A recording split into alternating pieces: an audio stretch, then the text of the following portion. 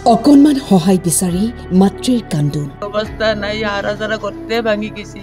এতিয়া যেখিনি আছিল সম্পত্তি চব বেচা গৈছে আকৌ নাই ইয়াৰ ঘৰৰ অৱস্থা এতিয়া মোক টকা লাগে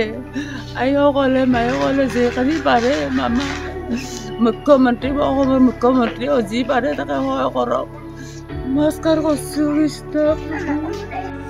দিশহাৰা হৈ পৰিছে পৰিয়ালটো বেয়া তাকে চব পাৰতি ভাবি আছো আৰু কিনকে চলটোক বাচাবা বাৰু টকা পইচা নাই কিনকে বাৰু খুচি বাগি অলপমান দিব থৈছো চব বেচা গৈছে পুত্ৰক বচাবলৈ প্ৰয়োজন হৈছে বহু টকাৰ মই কিনকে পাৰে আপোনালোকৰ ল'ৰাটোক বাচাবা লাগে মোৰ বাক্সাৰ সুন্দৰীপাৰাৰ যুৱক ধনজিত দাস দুমাহ পূৰ্বে কাম বিচাৰি চেন্নাইলৈ গৈছিল ঘৰখনৰ অৱস্থা একেবাৰে তথৈবচ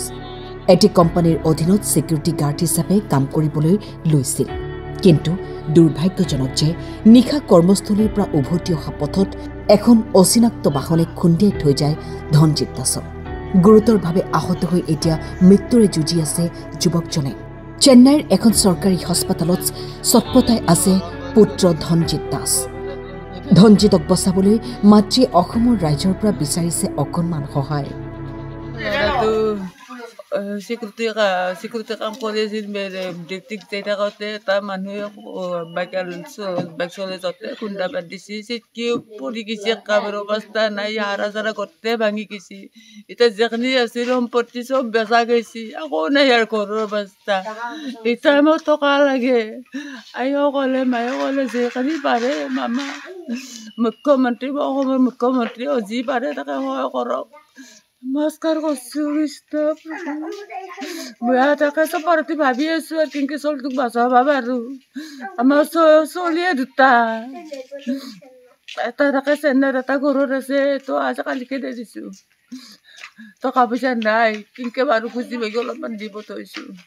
চব বেচা গৈছে আকৌ নাই লাগে মই কিনকে পাৰে আপোনালোকৰ ল'ৰাটোক বাচাবা লাগে মোৰ খুচি বাগি ডাঙৰ দীঘল কৰিছোঁ বাপে সৰুতে ঢুকি গৈছে একদম বহিব পাৰাতে ঢুকি গৈছে দটা চলিকে মই বুকৰ পাছত লৈ ডাঙৰ কৰিছোঁ খুচি একো নাছিল ঘৰৰ অৱস্থা ঘৰখনৰ একমাত্ৰ উপাৰ্জনকাৰী যুৱকজনৰ এনে অৱস্থাত এতিয়া পৰিয়ালটো দিশহাৰা হৈ পৰিছে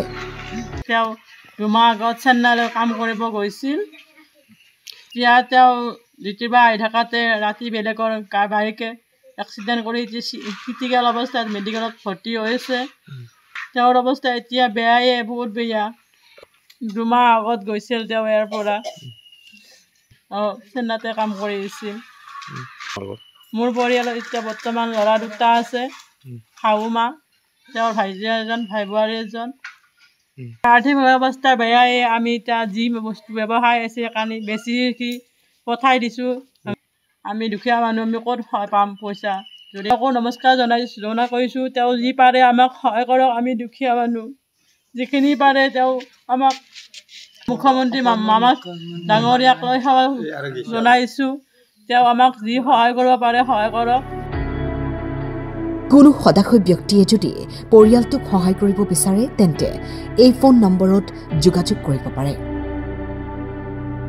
আপোনাৰ অকণমান সহায়ে এগৰাকী মাতৃক নিজৰ সন্তান ঘূৰাই পোৱাত সহায় কৰিব বাক্সাৰ পৰা নন্দ বুঢ়াথকী চেত্ৰীৰ ৰিপৰ্ট টাইম 8